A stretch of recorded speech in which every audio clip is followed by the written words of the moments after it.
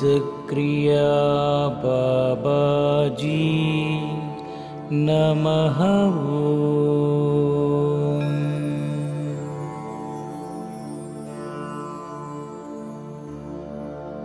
ओम सिद्धक्रिया बाबाजी नमः।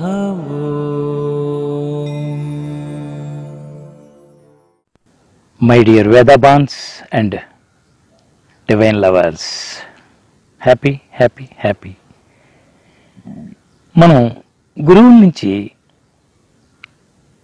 ఋషుల నుంచి, మునుల నుంచి, బుద్ధుడు, షిరిడి సాయిబాబా, మహావతార్ బాబాజీ, రమణ మహర్షి, వీళ్ళందరి నుంచి మనం చక్కటి వాక్యాలు మనం వింటూ ఉంటాం. వాళ్ళు చాలా మంచి అనుభవపూర్వకమైన వాక్యాలు మనకు వదిలిపెట్టి వెళ్ళారు. గైడెన్స్ కోసం, మనం జీవించడం కోసం, మనల్ని మనం తెలుసుకోవటం కోసం.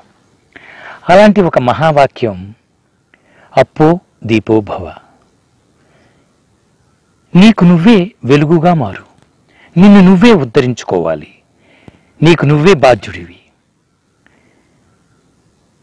నీకు నువ్వే బాధ్యుడివి.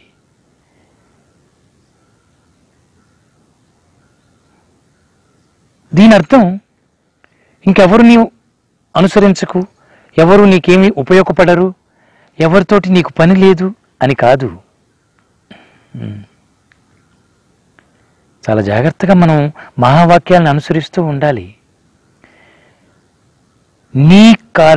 నువ్వుగా చేసిన కర్మ కారణంగానే ఈ జన్మ వచ్చింది, ఈ కర్మలు అనుభవిస్తున్నావు, స్త్రీగా పురుషుడిగా పుట్టావు.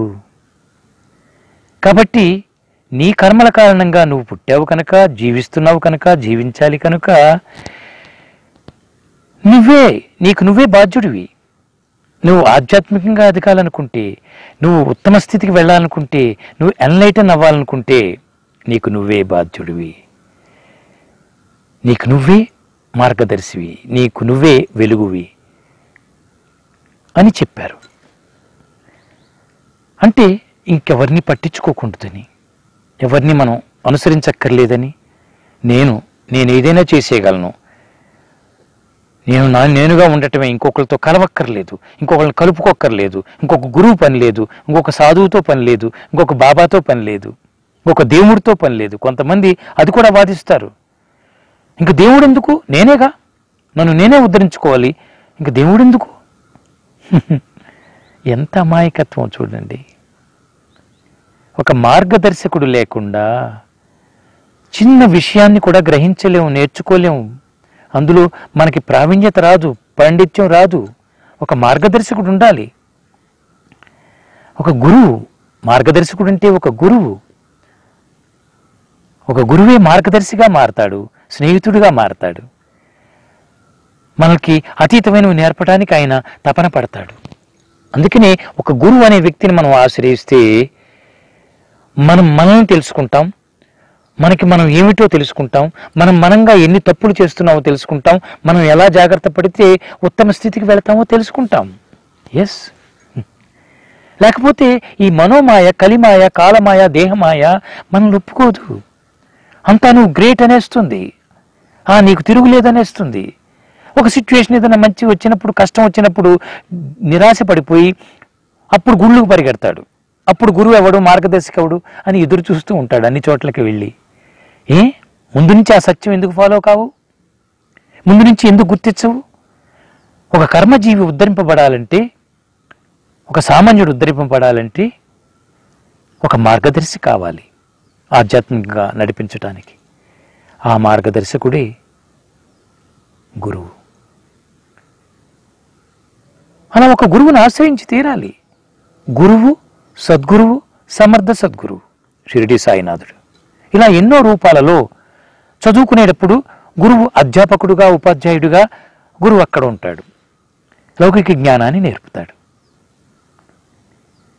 మనం ఆధ్యాత్మికంగా ఎదగాలనుకున్నప్పుడు, జీవిత సత్యాన్ని తెలుసుకోవాలనుకున్నప్పుడు, ఆత్మ జ్ఞానాన్ని పొందాలనుకున్నప్పుడు, ఆత్మ సాక్షాత్కారాన్ని పొందాలనుకున్నప్పుడు, ఆ మార్గంలో అనుభవం ఉన్న ఒక వ్యక్తిని ఆశ్రయించి తీరాలి.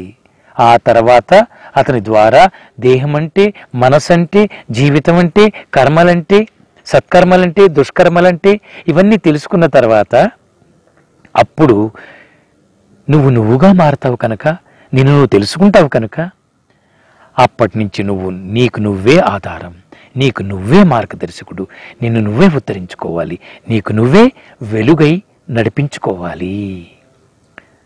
గురువు అందుకనే అక్కడి దాకా తీసుకెళ్లి వదిలేస్తాడు, నిన్నేం పట్టుకుని బంధించడు. నిజమైన గురువులు నా ఫోటో పెట్టుకో, నన్నే ఫాలో కావు, నన్నే పట్టుకునుండు, నేనే నీకు అల్టిమేట్ అని చెప్పడు. అల్టిమేట్ నీకు తెలియజేయటానికి వస్తాడు, నీకు నీ ఆత్మసత్యాన్ని తెలియజేయటానికి వస్తాడు, ఈ కర్మతత్వాన్ని తెలియజేయటానికి వస్తాడు. నీకు అన్నీ అర్థమైన తర్వాత వదిలేస్తాడు.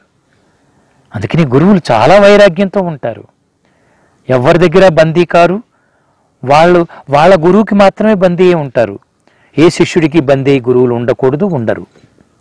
ఒకవేళ వాళ్ళని పట్టుకుని వాళ్ళ వెనకే తిరుగుతున్నారు అంటే పాపం వాళ్ళెంతో త్యాగం చేసి అన్కండిషనల్ లవ్ని పంచాలని తపన పడుతుంటారు తప్పితే వాళ్ళలో మోహం ఉండదు.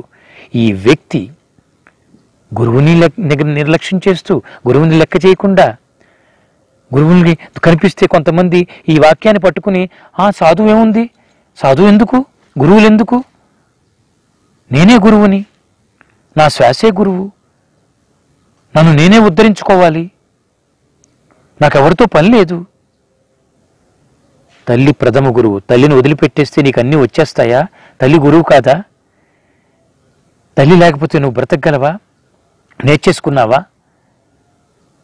తల్లి అనే పాత్ర నీ జీవితంలో లేకపోతే ఎలా నేర్చుకుంటావు, ఎలా బతుకుతావు? తల్లి ఈ జీవితాన్ని, కర్మ జీవితాన్ని మనకి జీవించటానికి ప్రేమతో చక్కగా ఆలింగనం చేసుకుంటూ అనాహత దగ్గర పెట్టుకుని చిన్నప్పటి నుంచి పసితనం నుంచి ఎలా నేర్పి జీవితంలో లోకంలోకి పంపిస్తుందో, ఆధ్యాత్మికంగా ఒక ఎరుకనివ్వటానికి, మనకి తెలియజేయటానికి, మనల్ని తెలుసుకోవటానికి వీలుగా ఒక ఆధ్యాత్మిక మార్గదర్శికి గురువు, సద్గురువు, సమర్థ సద్గురువు వంటి వాళ్ళని ఆశ్రయించి వాళ్ళ ద్వారా మనంగా మారి మనం వెలుగై మనల్ని మనం నడిపించుకుంటూ వెళ్ళిపోవటమే. హిమాలయాలు నడపటానికి మనం ప్రయత్నం చేస్తాం, ఎన్నో యాత్రలు చేయాలని ఒంటరిగా ప్రయాణం మొదలు పెడతాం. నన్ను నేనే ఉద్ధరించుకోవాలి, నన్ను నేనే నడిపించుకోవాలి, నాకు నేనే ఆధారం, నేను ఏదైనా చేయగలను, నాకు నేను చాలు, నాకు ఎవరితో పని లేదు అని నడుస్తూ ఉంటాం అనుకోండి. ఒకచోట మంచి రోడ్డు కనిపించింది, ఒకచోట మంచి చలివేంద్రంలాగా ఒకళ్ళుండి మంచినీళ్ళు ఇస్తున్నారు తాగటానికి, పాపం దాహంతో ఉన్నావేమోనని. ఒక చోట ఎక్కడో కొంతమంది అయ్యా ఏమైనా తింటారా ప్రసాదం, మా దగ్గర కొంచెం రొట్టెలు లాంటివి ఉన్నాయి తీసుకోండి తింటారా అని అడిగితే నేను ఎవరితో పని లేదు, నన్ను నేనే ఉద్ధరించుకుంటా, నా ఆకలి నేనే తీర్చుకుంటా, నా దాహాన్ని నేనే తీర్చుకుంటా, ఈ రోడ్డుతో నాకేం పని అని ఆ రోడ్డు వదిలిపెట్టి పక్క నుంచి వెళ్ళిపోతావా? ఎవరైతే తనను తాను ఉద్ధరించుకోవటానికి లక్ష్యం పెట్టుకుంటారో వాళ్ళ కోసం సదుపాయాలు, ఈరోజు టెక్నాలజీ అంతా కూడా ఒక సదుపాయం, దాన్ని పట్టుకుని వేలాడమని కాదు, అవసరమైన చోట వాడుకో, నీకు అవసరమైనప్పుడు దాన్ని చక్కగా అనుసరించి దాన్ని ఉపయోగించుకుంటూ దాన్ని దాటి నువ్వుగా మారి ఆధ్యాత్మికంగా ఎదిగిపో. ఆ రోడ్డు కనిపించినప్పుడు నేను రోడ్డు మీద నడవను, నాకు రోడ్డుతో పని లేదంటే రాళ్ళు రప్పలు. భగవంతుడేమో నీ లక్ష్యాన్ని గుర్తించి నీ కోసం మంచి రోడ్డు వేసేలా చేస్తే, ప్రభుత్వం ద్వారానో మరొకటో ఆ సదుపాయాన్ని వాడుకోకుండా రాళ్లతో నడుస్తాను, రాళ్ల మీద నడుస్తాను, కొండలు గుట్లు ఎక్కి నానా కష్టాలు పడతానంటే పడు. అలాగే ఈ ఆధ్యాత్మిక జిజ్ఞాస ఉన్న వ్యక్తికి గురువు, సద్గురువు పేరుతో ఒక వ్యక్తి మేనిఫెస్ట్ అవుతారు, ఒక వ్యక్తి మీ దగ్గరకు వస్తాడు, ఒక వ్యక్తి మీకు ఆకర్షణగా మారుతాడు. వాళ్ళ దగ్గరికి వెళ్ళి మీకు కావాల్సిన దాన్ని, మీకు అవసరమైన దాన్ని తెలుసుకుని మీరు ఏ లక్ష్యం అయితే పెట్టుకున్నారో ఆ లక్ష్యానికి తగిన విధంగా ఒక జ్ఞానాన్ని పొంది ఈ శరీరము, మనసు, బుద్ధిని దాటి మీరుగా మారేంత వరకు ఆయన దగ్గర కాస్తంత శరణాగతిగా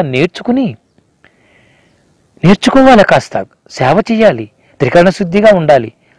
ఆ సేవలు చేస్తూ వారి దగ్గర శరణాగతితో ఉంటూ అంకితభావంతో ఉంటూ మనల్ని మనం తెలుసుకునేంత వరకు వారి దగ్గర జ్ఞానం పొందాక ఆయనే పంపేస్తాడు. అక్కడి నుంచి నీకు నువ్వు వెలుగవ్వాలి, నీకు నువ్వే మార్గదర్శకుడివి, నీకు నువ్వే గురువువి, నీకు నువ్వే దైవానివి అనే ఎరుక అక్కడ మొదలవుతుంది.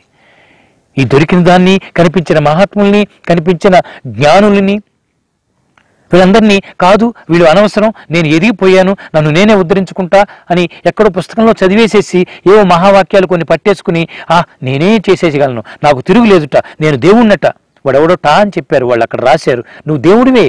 ఎప్పుడు ఈ శరీరాన్ని దాటి ఆలోచిస్తే, మనసును దాటి ఆలోచిస్తే, మోహాన్ని దాటి ఆలోచిస్తే, కీర్తి కోసం తపన పడకుండా ఉంటే అప్పుడు నువ్వు దేవుడివి. అవన్నీ నీలో ఉన్నాయా? ఉంటే కనుక నువ్వు లోపల అసలు స్థితి దైవమే, బయట స్థితి కర్మజీవిని, కర్మలలో బందీ ఉన్నాను, నేను వీటన్నిటినీ చక్కగా పక్కకు తీసేయటానికి నేను కృషి చేయాలి, సాధన చేయాలి, సాధన నేర్పే వ్యక్తి దగ్గరికి వెళ్ళాలి, ఎరుకుని పొందే మార్గాన్ని నేను తీసుకోవాలి అనే ఒక ప్రయత్నం చేయాలి. ఆ ప్రయత్నానికి గురు పరంపరలన్నీ ఉన్నాయి. ఆ ప్రయత్నాన్ని పూర్తి చేయటానికి అన్కండిషనల్గా వాళ్ళేమీ ఆశపడకుండా, ఏ బంధాన్ని పెట్టకుండా వాళ్ళు నేర్చుకున్న దాన్ని మీకు తెలియజేయటానికి ప్రయత్నం చేస్తూ ఉన్నారు ఎంతోమంది సాధువులు, ఋషులు, బాబాజీలు, మహాత్ములు. ఎక్కడో ఒక చోట మీకు తగిన వ్యక్తిని ఆశ్రయించి, మీకు తగిన జ్ఞానాన్ని, ఈ డిటాచ్మెంట్ని పొంది, చక్కటి వైరాగ్యాన్ని పొంది, జ్ఞానాన్ని పొంది, మీరుగా మిమ్మల్ని గుర్తించి అప్పుడు ప్రయత్నం చేయండి. అప్పుడు మీకు ఇంకొకరితో పని లేదు. గురువు ఆత్మ గురువు అవుతాడు, మీ గురువు ఆత్మలో ఉంటాడు కనుక మిమ్మల్ని మీరే నడిపించుకోవాలి, మీరుగానే ప్రయాణం చేయాలి, మీరుగానే చేరతారు, మీరే అంతా, మీరే అన్నీ. Thank you.